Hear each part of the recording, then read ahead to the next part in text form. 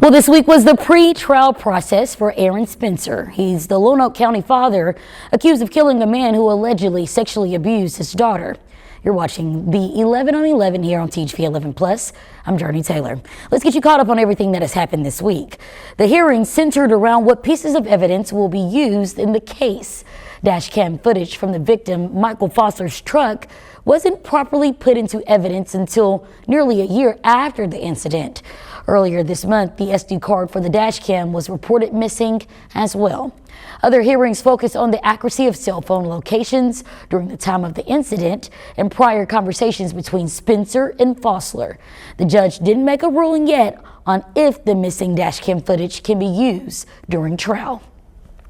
Now, the judge did say that she'll have an answer on that after the holidays. The trial starts January 26th, and THV 11 will be there bringing you updates every day. Now, one of the top stories across the nation this year concerns over Affordable Care Act credits. Discussions over their expirations is a key to the recent government shutdown. If Congress doesn't act to extend the subsidies by the new year, millions of Americans and thousands of Arkansans may face higher costs. THV 11's Maya Ellison takes a closer look at what the groups helping people here navigate the coming changes. What we've heard is just, I don't know how to stay covered or keep my family covered if I'm going to have to pay $2,000 more a month. That's the concern for more than 140,000 Arkansans who rely on Affordable Care Act premium tax credits to afford health insurance. And those credits, which lower monthly insurance bills, are set to expire after the Senate failed to pass two health care bills last week. The Congressional Budget Office estimates that about 4 million Americans could lose coverage if these premium tax credits aren't extended. And so thousands of Arkansans are at risk of losing coverage. So what are premium tax credits? According to the IRS, they're refundable credits designed to help individuals and families pay for health insurance purchased through the Affordable Care Act, essentially lowering monthly premiums. Without that assistance, experts say families are left to make difficult financial choices. This is going to have a huge impact on lower to middle income families who aren't eligible for Medicaid but don't have other coverage options. So these are people who are buying insurance. Camille Rishu says that loss of help impacts thousands of Arkansans. Just take a look at this example provided by Arkansas Advocates for Children and Families. A mother of 3 saw her monthly premium jump from $62 to about $404. Or another family seeing their premium increase from $19 to over $3,000. So basically, the coverage stays the same, the cost does not. This is going to have a huge impact on lower to middle income families who aren't eligible for Medicaid but don't have other coverage options. We at THV 11 received a statement from Senator Tom Cotton. It says in part that, quote, healthcare premiums are rising because Obamacare is not affordable. CBS News reports that lawmakers in Washington say negotiations are ongoing. And if no agreement is reached, some families could see their monthly insurance costs double starting in January. Even small gaps in coverage can be catastrophic for families. Everybody benefits from more people having insurance coverage. And the flip side of that is that we all hurt whenever few of us have insurance coverage. In Little Rock, Maya Ellison, THV 11 News. Well, right now, lawmakers in D.C. are voting on several different health care bills that could answer questions people have on the future of health care in the country. Another bill being discussed in Washington, Senator Tom Cotton, is wading into the immigration debate over who can get a price break on college tuition. The Put American Students First Act would tighten enforcement of existing federal law that says states must charge out-of-state tuition to students who do not have permanent legal status. The measure would require public colleges to verify students' immigration status annually using the federal SAVE system. There's a new partnership between the Little Rock School District and UAPB, creating new opportunities for students across Central Arkansas. With it is the creation of the Hydroponic Plant Systems Career Pathway at Little Rock Southwest High School. It will introduce students to technology-driven agriculture and help them gain experience using the growing system. Leaders say the goal is to expose students to higher education pathways they may not have previously considered. Everything you do is agriculture. Everything you speak, everything you say, everything you look at is ag. The floor, the clothes you dress, the food you eat, the things that you see in our environment, all of that is agriculture. It's a lot of stuff when it comes to that. So I feel like this program can help bring insight on many students around this community to let them know that, hey, UAPB is not a bad school. It is a great school, and this program will bring great things to this community. Well, the pathway also introduces a student-run agribusiness model where students will produce, price, market, and distribute fresh foods grown on campus. The Natural State has been selected to receive special funding from the federal government to help improve students' ability to read. Governor Sarah Huckabee Sanders announced 2 grants the state is receiving from the Department of Education to help. It will bring about $25 million. Independence County is a great example. They went from having only 3 tutors in that county to now 15 in the last year. They went from having around a 3 to 5% participation rate in the tutoring programs to 90% participation rate. The governor says she's thankful for the progress that's being made as a state and how Arkansas is competing with others. Well, 59 years ago, Arkansas PBS made its debut, but next year, that chapter will come to a close.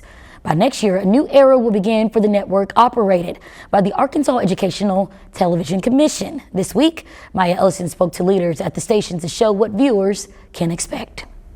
Shows like Arthur, Clifford, and even Sesame Street. Yeah, those shows sound familiar, and if you're anything like me, then you grew up on those shows. It's a part of our childhood, and they were all on PBS. Well, soon, many of those shows, as well as the new ones, won't be on your TV the same way they've been for decades. As Arkansas PBS is rebranding, I've learned that while the name and the programs are changing, station leaders tell me the one thing that remains is the mission. We now have the ability to bring in a focus on our natural state, on Arkansas TV. Executive Director Carlton Wing says keeping that local focus was key when the decision was made to disaffiliate from PBS. The newly named Arkansas TV brings an end to a 59-year legacy. In July, when the federal funding was stopped through the Corporation of Public Broadcasting, that was a huge financial hit for our station. It was $2.5 million, which is 20% of our overall budget. Back in September, CBS News reported more than $1 billion in public broadcasting funding was eliminated nationwide. Wing says staying with PBS would have left the station in financial limbo. Would it be safe to say that this decision was more about ensuring the survival of you all rather than honestly letting things fizzle out? Absolutely. What a lot of people don't understand is the dire financial situation that this station was in without that federal funding. We would be bankrupt within about 2 years. So we had to make a decision. Do we survive or do we adapt and overcome? Arkansas PBS is home to more than 70 programs. And while many Arkansans question what's staying and what's going, Wing cleared up the speculations. And for people who still want to see specific programs that they've come to know on PBS, those are still available. They just won't be available on our over-the-air broadcast. But we'll have documentaries, we'll have movies, we'll have education, we'll have all of that. It'll just be different titles. Now for Arkansas, it's the first state to cut ties with PBS. But as I learned, officials say it may not be the last. There are many other states that are headed down the same path financially, and so everybody is going to have to address how do we move forward based on the funding structure changing. In Conway, Maya Ellison, THV 11 News. Well, network officials tell us changes are expected to be made on June 30th of next year. You can find more information on our website. That's thv11.com. Little Rock Mayor Frank Scott Jr. looks ahead to 2026. After the break, our sit-down that covers crime rates, hiring police officers, and whether he'll run for another term. For many, the end of the year is a time to look back while also looking forward. That's exactly what Little Rock Mayor Frank Scott Jr. is doing after the city board voted to approve the proposed budget for 2026 earlier this week. So what's next for the capital city and the people living here? I took those questions and yours to the mayor. A new City of Little Rock budget is set and approved for 2026. And although we are still a few weeks before it goes into effect, the city is pushing forward. Frank Scott Jr., Mayor of the City of Little Rock. Sitting down with the chief executive officer as we move into the new year, Mayor Frank Scott Jr. says 2025 was about getting back to the core. One is back to the basics. We really focused on how do we energize, optimize the basic services of government with a spirit of excellence for our residents. But also the other phrase is just growing forward. That idea of growing forward while still fixing the fundamentals came up several times during our interview. The mayor pointed to job creation and economic growth as proof the city is moving in that direction. We've continued to see historic job growth, close to now 14,000 jobs that we've created in this administration. According to the Federal Reserve of St. Louis, Little Rock, and according in comparison to other regional cities, peer-to-peer cities, state capital cities, we rank number 2 in gross domestic product. Number 1 is Nashville. But he says none of that matters if people don't feel safe in their own neighborhoods, making public safety his top priority. In fact, that focus is the largest and clearest priority shift in the 2026 budget, with a price increase of $7 million. Overall crime is down 27%. Overall violent crime is down 21%. This year alone, we experienced a historic feat by having the largest raise for our police officers that's ever happened in the history of the city of Little Rock. The mayor credits a mixture of prevention, community policing, and investment in officers and first responders for the positive trends. But that conversation didn't stop at numbers. We also talked about trust. We're able to do more community policing work as well, and that's the reason why we issued a $10,000 sign-on bonus for our officers. So if you really need a job in Little Rock, you can become a police officer. We're giving $10,000 sign-on bonuses, and also if you live outside of the city, you want to move into the city and be a police officer, you get an additional $5,000. So it's $15,000 plus. Now we have and continue to be the highest paid municipal police force in the state. Yeah, I want to challenge you there on that, especially with me being from Little Rock. Yeah. What do you feel like that presents any challenges sometimes when you're bringing in officers from other cities who may not have the same investment? It's a job. Yeah, it sounds exciting. I get $15,000, but I don't have the same care that maybe I would have from my hometown. No, I see. You're correct, and I appreciate that challenge because that's something I get often in the streets of Little Rock when people ask those different type of questions. One of the main questions is, why don't we have a residency clause? Well, one, it's very hard to fill a police force. It's a very hard job. It's a trying job. Clearly, we prefer them to live in the city, and that's the reason why we have to focus a lot on diversity training. We have to focus a lot on how do you focus on restraint, how do you focus on de-escalation tactics and things of that nature. And so we really lead in that area. We know there's still more work to do. Quality of life was another major focus, including what Little Rock looks like, feels like, and offers the next generation. That vision includes a major overhaul of the River Market and a long-term plan for a signature downtown park. And so that's what we're going to do at the River Market, renovate that at the tune of $20 million. And probably more importantly is what we do with 30 Crossing Park. That's in the middle going into the Clinton Library area, where it's been a big part of the downtown master plan as well. We're working on figuring out those dollars because it's going to take to a tune of at least $200 million. And so it's going to probably take a public-private partnership to do that. Housing, especially affordable housing, is another area where the mayor says the city has had to be intentional. We have a housing crisis in Little Rock and these United States of America. And that's the reason why we've doubled down. The 100 home initiative that went from 100 to 157, the 200 home initiative went from 200 to 300 to get us to 2,000, to really scale up. And so we're proud of being the first city to have a housing trust fund. Finally, looking ahead to next year, the mayor offered his most direct comment yet about what many have expected. Clearly, it won't be a surprise that a re-election campaign will be announced by me. But ultimately, it's about focusing on how we transform the city. A transformation, he says, is built on unity, growth, and moving Little Rock forward together. Well, that full 30-minute interview is on THV11.com and YouTube. After the break, looking ahead to Christmas holiday, we'll check out a school decked out in decorations. But first, let's eat it up. Because I didn't even want to chew it. I just want to eat it. It's tasty, for sure. George Washington say that? What was that? Was that Einstein? I'm very I don't want to eloquent. chew it, I just want to eat it. It was pretty good. This week on Eat It Up, I sure hope you're in the holiday spirit because we are at the Attic Bar, 801 West Markham here in Little Rock, an unbelievable spot. It's the attic of Back Home Barbecue, where we've taken you before. This spot, though, an amazing Christmas feel. It's like you're back in the 60s in your grandparents' living room.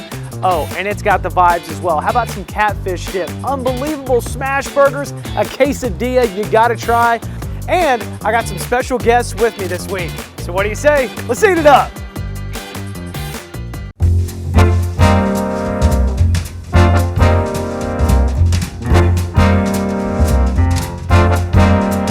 Just awesome, overwhelming response from everybody here in Little Rock. They enjoy the cocktails, they enjoy the vibe, the food, everything that we have going. We really lean into the fact that there's nothing else like this out here. So it's been a huge success.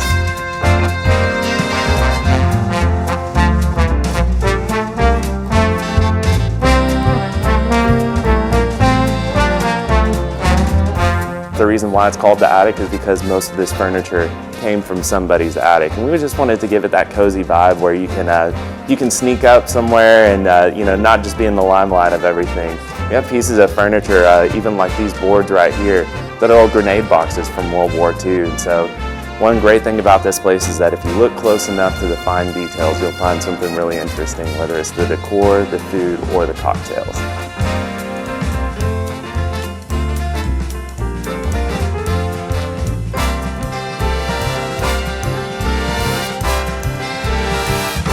So we wanted to bring the kind of late night cozy street food to match the cocktails and just the easygoing vibe of the place. The charcuterie board is a must. And of course they spent a lot of time with the R&D for the charcuterie board. 3 books in, outsourcing stuff from Memphis and Nashville.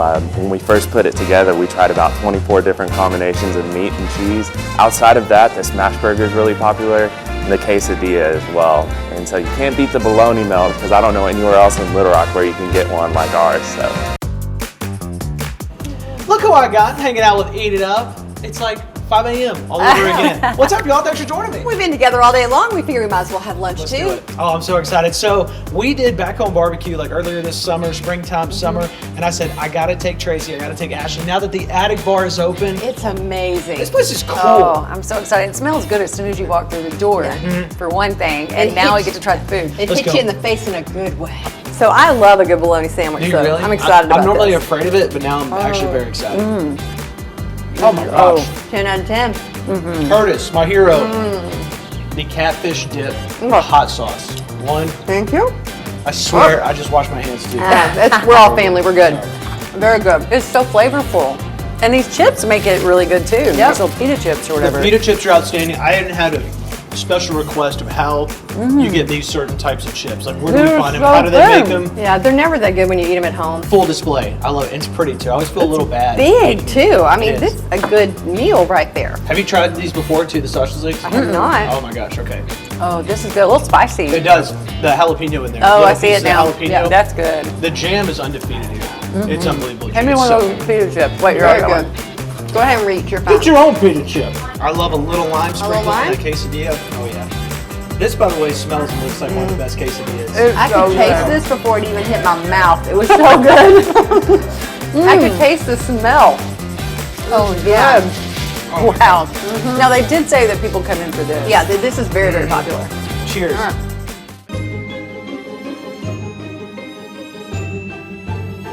Well, Christmas is just days away. To get in the holiday spirit, one Central Arkansas school made a competition out of decking the halls, literally. Brooke Buckner got to visit the Winter Wonderland to show you. Rosebud Elementary School taking Deck the Halls to a whole new level. They took their pictures, smashed up against a window, so it actually looked like they were looking out the window. I thought that was so creative. That's really creative. Megan McMahon teaches 2nd grade at Rosebud, where some friendly, festive competition is taking place. It's fun to look at, but no touching. We were very scared that the kids, when they came in, would be pulling things down, touching things, messing with everything. But they've been so great about it. I think it's because they're so excited to see what and they knew we were in a competition. That brings us to the 3rd place winners, the 3rd grade hallway. Their theme was the gingerbread man, and so they made gingerbread houses all down the wall, the lollipops, the peppermints, candy. We love their lights that they did. Yes, red Solo cup with balloons. Yes, That's very so crafty. clever. You guys are a rural school, so is this the only time these kids are going to see Christmas, possibly Christmas decorations? It is, and so I think that's what kind of kept us going, because it was hard, it was difficult, it was many late nights, but it was always so rewarding when we would see them come in and just in awe. I mean, how can you not be when you're in the North Pole? It took home second place. They had to work around this, so they had to incorporate it North Pole fire safety. That's not going anywhere. No, it's not. No, we had some rules of things we could not cover up or take down. All right, that brings us to the winning hallway, Which is second grade, Candy Cane Lane. And so our idea was Candy Cane Lane, but then my co-teacher absolutely loves pink. She wears pink all the time, so we threw that in there and incorporated that. Yes, I love it. There's a lot of pink. Community members judged the hallways, and the kids, well, they just wanted the candy decorations. We had to kind of guard it a little bit because they thought, oh, we can take one, you know. And so I told them, when we rip it down, you can have some candy canes and some peppermints. Yes, absolutely. A reward worth waiting for. And for the teachers, our prize is that the principals come in and take over our class for half a day and we get to leave. The first and not the last Christmas decorating contest to take place here. It's been a blessing to see how excited they are. And like you mentioned, some kids may not get this at home, and you know, this is their only chance to see Christmas. Love that. Well, TSA is expecting to screen nearly 80,000 travelers between December 14th and January 4th. Here in Little Rock, Clinton National is expecting a 5% increase in departing passengers. This week, TSA members offered tips and advice for all of your holiday travel needs, such as making sure to arrive at least 2 hours before your flight, starting with an empty suitcase and being aware of prohibited checked items. Also, TSA recommend not wrapping your gifts until you reach your holiday destination. But there's other items such as a serrated butter knife that cannot go through at the checkpoint, or any of these blunt force cooking items. Additionally, we do have a lot of students traveling, or people in general, that carry self-defense items. They are not allowed to come through the checkpoint. Tasers, pepper sprays, Coupons. We also have a lot of people that come through with card knives in their wallets. Those are not allowed either. Another item that is not allowed are toy guns. Those are not allowed to come through. Also, TSA encourages everyone traveling to make sure you have a real ID to avoid the extra security screening process. Beginning February 1st, there will be a new online modernized identification service verification called Confirm ID. It's a $45 fee to establish identity before getting to the checkpoints if you don't have your real ID or passport. Now to some news you need to know as you're ordering those last-minute gifts. The deadline to ship them is almost here. One UPS store in Little Rock says this is the busiest holiday season it's seen in years. Catherine Rowley shows you what to know before you drop off that last box. It feels like we're secret Santas in a way. We don't come down the chimney, but we make sure that everybody gets the cookies or the diamonds or the furs or the whatever it is that their loved one wants them to have that embodies what the holiday season is really all about. Carla Davis owns the UPS store on Rodney, Parham, and the store has been ready to help spread holiday cheer across the country. But that window is coming to a close. We got after December the 20th to get it there by the 24th. You're going to have to use 3-day select. If you ship on December the 22nd, you're going to have to use second-day air. And if you ship on the 23rd, of course, you're going to have to use next-day air. Porch pirate cases uptick this time of year, so to make sure that those Amazon orders don't get stolen, Davis says that there are a couple options. Private mailboxes requiring a signature, and also making arrangements with the store. In which case, they're not going to leave the package on the porch. It will actually go to an access point or come back to you, whichever the case is, for your delivery at your house. Lines and wait times might be long, but the employees are working their hardest to get those packages processed and on the trucks. We really try really hard to take care of the customers, and we want to make sure, like I said, this is our time to shine. So this is the holidays, and we deliver happiness at the UPS store. Catherine Rowley, THV 11 News. Well, you have just a little bit more time left for you to get those last-second online gifts home to where they belong. Thank you for joining us for your 11 on 11 here on THV 11 Plus. I'm Jurnee Taylor. Join us next weekend when we break down the top 11 stories of the year as we get closer to 2026.